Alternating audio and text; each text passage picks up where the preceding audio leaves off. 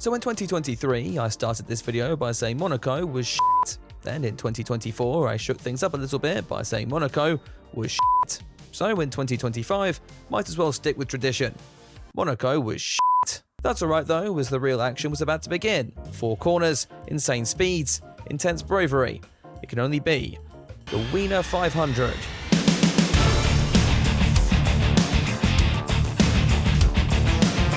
Okay, no it wasn't, but we will get back to that later. The biggest race of the IndyCar schedule was here, and it didn't disappoint. Drama, controversy, Devlin DiFrancesco somehow leading more laps than the eventual winner. This one had it all. Before we get to that though, we need to go back, and before that, we need an intro. So welcome to the comedy review. It's the 2025 Indy 500.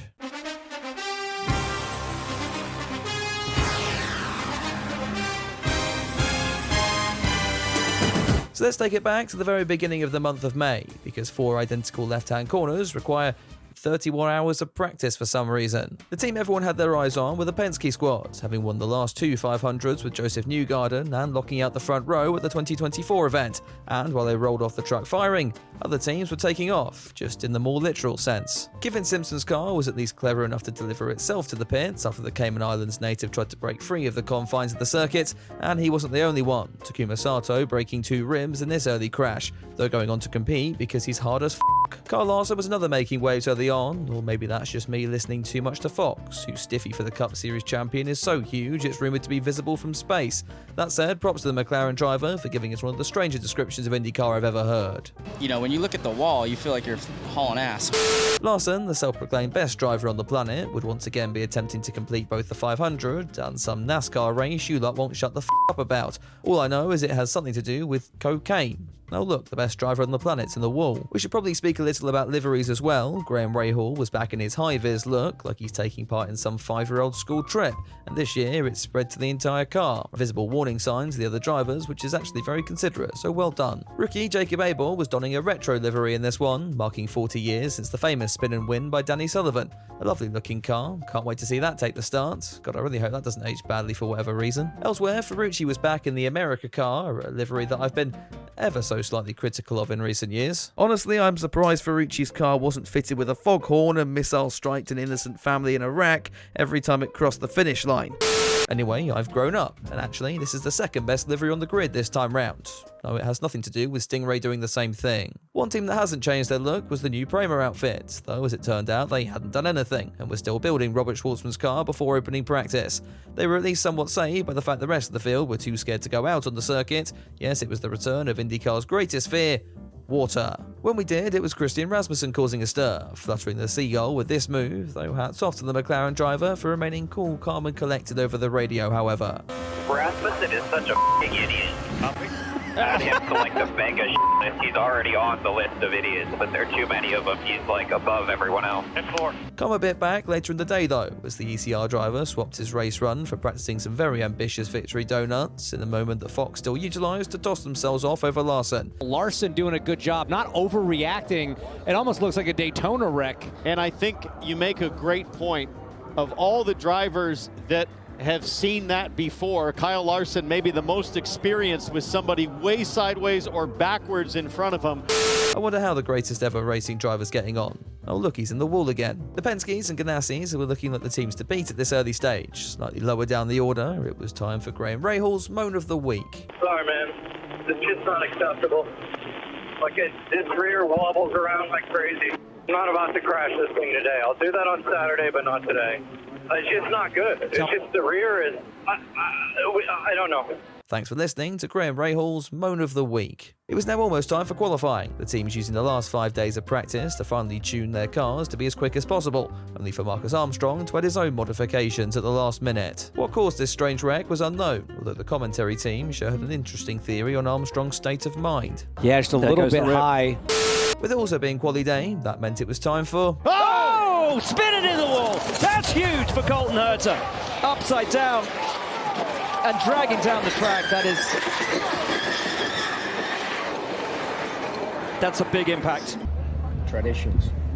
With his Andretti now repurposed as an expensive park bench, any chance of Colton Herta appearing at the front of the order was in tatters, and while this team did get him back out with an hour left to go, 29th was the best he was ever going to manage. In brighter news, McLaren and Pato O'Ward were looking quick, heading up the early part of day one of qualifying, albeit slightly overshadowed by the sublime speed shown off by Prema and Robert Schwartzman, now finally out of the garage, and somehow with a monster of a car underneath them. Championship leader Alex Palou was next to top the times, the Spaniard never a victor around an oval in his career, but with possibly the best opportunity yet. He'd still have to overcome the dominant Penskes, however, and who could forget the best driver on the planet, looking like an easy pick for Sunday's Fast 12. Oh, never mind, he's 16th. That leads us nicely to the other half of the order, and with only 33 spots on Sunday's field, we'd have to see who'd be fighting it out on bump day. Despite this being what Colton Herta calls any day he gets in an Indy car, he narrowly escaped by a whisker. Teammate Marco Andretti wasn't so lucky, however, and nor was Armstrong, driving a patchwork quilt of a car which still looks a better livery compared to Santino's patriotism mobile. They joined the two Dale Coynes in bump day, who were in a league of their own.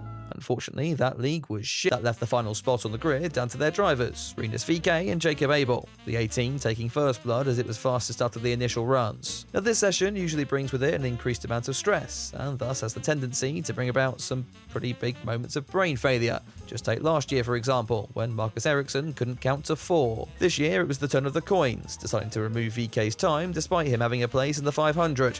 That did give him priority to go again, only for the 18 car to go slower. All was left in the hands of Jacob Abel then. Only the 51 machine was even worse, VeeKay was safe, and poor Jacob in fact wasn't able to make his inaugural 500 start. I'm sure those jokes will get old eventually. With the back row of the grid established, all eyes turned to the front of the field, and Team Penske came into Sunday rather confident. So confident, in fact, the 33s opted for a late driver change in morning practice, which might explain why their car proceeded to do this. The defending winners' day would then get even worse when both Power and Newgarden's cars were pulled out of pit lane at the beginning of the Fast 12, the team having modified their rear ends, a bit like this, but just illegal.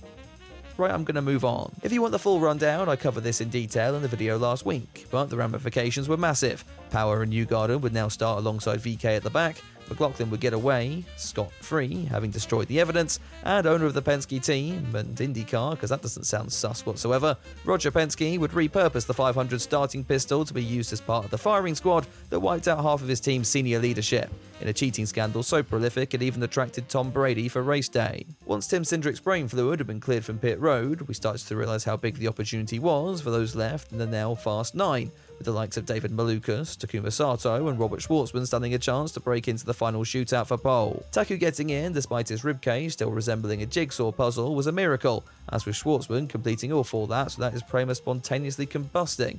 And they joined Dixon, Palou, O'Ward and Rosenquist in the final Fast 6 session on Sunday. Sato would strike first here with a storming 4-lap average that would eventually book him a slot on the front row. The 10 car of Palou was next, having looked like a leading contender all month long, although it finally remembered that this was in fact an oval, and Alex isn't allowed to be competitive around one of those, and so the Spaniard was confined to 6th. Dixon would split the pair with his final attempts, and then it was over to the Prema of Schwartzman. The Russian/Israeli driver had a quick car underneath him, and even though his team might not have known why, that didn't matter. Fastest 4-lap average of the day, a rookie car, and a rookie team. Now on provisional pole, but there were still 2 drivers to go. First up was O'Ward, but his attempt was only good enough for 3rd. It all came down to Felix Rosenquist then, the man who had topped the Fast 12 and had been favourite for that pole position, but he couldn't do it either.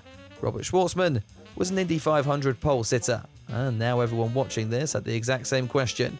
What the f*** has just happened there? For a team to come into the sport, spend the first third of the year catching fire and just being generally shit, then to rock up to the biggest race of the year, be equally unprepared, and take pole, that was storybook. Sadly though, some would have left its sequel in the washing machine. You see, with the race still a week away, that's a perfect opportunity for more practice, and as said practice switched focus to the pure race runs, it became pretty clear that despite Prema rolling out with a number of new sponsors on the car, they had no idea what they were doing. A bit like Christian Rasmussen, who's off at turn 2 again. Alex Palou would be the man on top as we all geared up for the race, and with 48 hours of downtime before the lights went out, I think it's time we return to what we're actually all here for.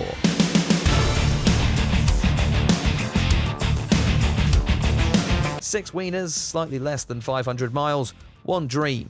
In fact, for Americans, this looks more like one of their wet dreams. The national anthem is far too basic for this sort of occasion. Instead, they wheeled out the world's first pregnant man to sing the Oscar Mayer Wiener song. I wish I were an Oscar Mayer Wiener. That is what I truly like to be. Jesus f***ing Christ. I'm so lost for words, I don't quite know how to cover this race at the moment, so instead, here's all the best wiener euphemisms I could find in the broadcast. The last thing anybody needs through there is a slippery wiener. As the hot doggers were debating the hotness of their buns respectively. Chili dog with work to do from the rear. The most impressive wiener of the race so far. And no greater feeling in the world than firing your weenie across the yard of bricks. Those weenies are massive. And here they come. I mean, if you can get your weenie to the tail end of the leader, I mean, there's a chance there could be some contact here. A lot on the line, certainly from a pride standpoint. We've got smoked buns. With a photo finish and whatever that was out the way, it was now time for the main event. 33 drivers, 200 laps, 500 miles, and more rain. That was rather problematic for Kyle Larson, who of course had his cocaine race later in the afternoon. There was even a stage where McLaren were thinking of putting team principal Tony Kanaan in the car. Makes sense, I don't think Zach Brown would fit. With the driver's worst fear out of the way though, it was finally time to go to the... never mind, Scott McLaughlin's already in the wall. As the one surviving Penske in the top 12, a lot of eyes were on the 3 car coming into this one, but as the New Zealander warmed his tyres up on the pit straight, the sheer thought of turning right around the Indianapolis Motor Speedway was enough to spear Scotty Mack into the barriers. So as he kneeled down to take a there were more problems with the Ganassi of Scott Dixon, whose car was putting on its best Need for Speed impression. With the PNC Bank Honda now unsure of whether it had brakes, it was time to just ignore that and finally start the Indy 500. Schwartzman holding the lead as he managed about half a turn before Andretti found himself in the wall. So with the first 9 laps under caution, we attempted to go again, where, as expected, the Prema plummeted like a baby girl off a Chinese tower block. O'Ward therefore inherited the lead, but not for long, as Sato flew by on lap 11. Could the McLaren mount a fight back? Well, no, because turns out Scotty Mack had taken a piss on the track as well, and that was enough moisture to bring out the pace car again. That gave us our first action on pit road, Prema continuing to throw the race away with a slow start for Schwartzman, the rear tyre changer nearly paying for that with his legs. Meanwhile, the best driver on the planet had just stalled in the pit lane. We go to green then, with those who stayed out now leading the way, Rasmussen inheriting P1, while Rahal decided to make the Indianapolis Motor Speedway the first oval with a chicane. Still, could be worse. You could be Alex Rossi, who was leaking fuel and being called to the pits. The team therefore went to the car with a spark-inducing wheel gun, which ended as you might expect. With Rossi blaming this Vietnam impression on the next door number 9 crew for some reason, his lot got away with a lucky escape, and that would be the theme of the day when Rinus VeeKay asked Roy what would happen if he entered pit road backwards. That did bring out the caution and spelled the end for leader Takuma Sato, who after doing such a good job so far missed his pit box and handed the lead over to Ryan Hunter-Reay, who has been so irrelevant so far I didn't even realise he was racing this year. Robert Schwartzman meanwhile said that he felt something strange coming into the pits, that something turning out to be his pit crew. Also, thankfully only one person got injured isn't the best way to word your media interview afterwards. With Prema now executing their staff well-being policy by just withdrawing the 83 car from the race, we can look at the other joke I was going to make here. If one of my Twitter followers says it, I can't be cancelled, right? We go back to green then with several 4-wide moments, making us wonder exactly how we got through that unscathed. As it turns out, we didn't, as the best driver on the planet decided he fancied hopping into his NASCAR a little early, in the process wiping out Simpson and... Stingray! Oh, now you've done it, you f***ing shitty f***. So as I just compose myself, let's try and go at... Oh, for God's sake. Rasmussen this time had decided it was much easier to overtake when the field was still under yellow, and while he never actually spun or hit anything, the sheer thought of the ECR driver trying to pass was enough to throw out the caution flags yet again. I guess we were begging for these only a few weeks ago. Lap 109, and we would make it to the green, with Devlin DiFrancesco leading the way. Not sure how, we're just going to put that down to random IndyCar strategy reasons. It was once again 4 wide further back though, with the one remaining Juncos car of Connor Daly showing off the largest testicles as he flew up into second. Just a little down the road, Joseph Newgarden was now also entering the picture. Having started 32nd and having survived all the chaos thus far, he was now working his way up the order. Well, apparently not, as Tim Cindric revealed he'd pissed in his fuel tank before Penske shot him in the skull. With the reigning 500 champ now out of proceedings, Connor Daly looked to be in a really good position to win. Friend of the show, David Malukas, also had a shot until we realised we'd hit the final quarter of the race, and it was time for Palou to appear from nowhere again. While these guys were leading the race on one strategy, the actual front runners were trying another. Hunter-Reay and Ericsson looking good if everything stayed green, and their final pit stop went without any issues. I wonder where this is going. Further back on the alternative strategy, Daly had dropped like a stone, and it was instead Malukas versus Palou out front. As they boxed at the final time, time, their strategies coincided with that of Ericsson's, the Andretti man in the best situation, and now holding all the cars as we entered the final phase of the race. All the 28 car had to do was fend off below for 15 more laps, a defence which lasted one before the Spaniard fired one down the inside of the first corner. It wasn't over though, the 10 car was running on fumes, and the 28 Andretti was right on his tail, having narrowly missed out in 2023. Would this be redemption for the Swede, or would it be Pallou's first oval victory of his career?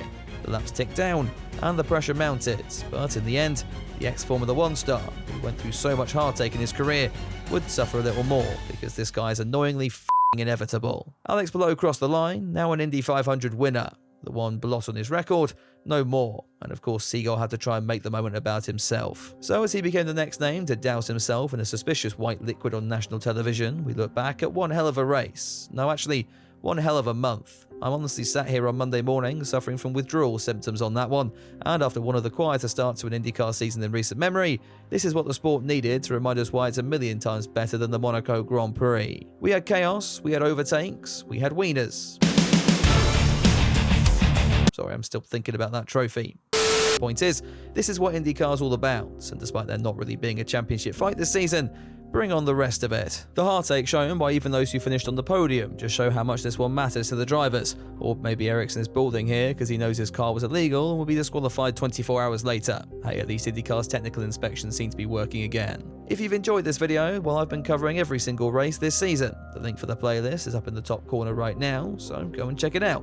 And while you're at it, drop a cheeky like and subscribe as well. The month of May is the busiest one for me, so a huge thank you to everyone who's come along for the ride, particularly in the last week or so. Cheers Penske for making my channel vaguely relevant again. If you'd like to show your support, that subscription button is completely free. That said, if you do fancy giving me some of your money, well, you can get exclusive content over on Patreon or as a channel member, and I'm going to have a special extended Wiener 500 comedy review out on there in the coming days, along with a backlog of other videos for you to enjoy while you wait. If that tickles your fancy, head down to the links in the description below. For everyone else, I'll be back later in the week with another video. Until then. But it can't be. Nah, this weekend's too mental, man.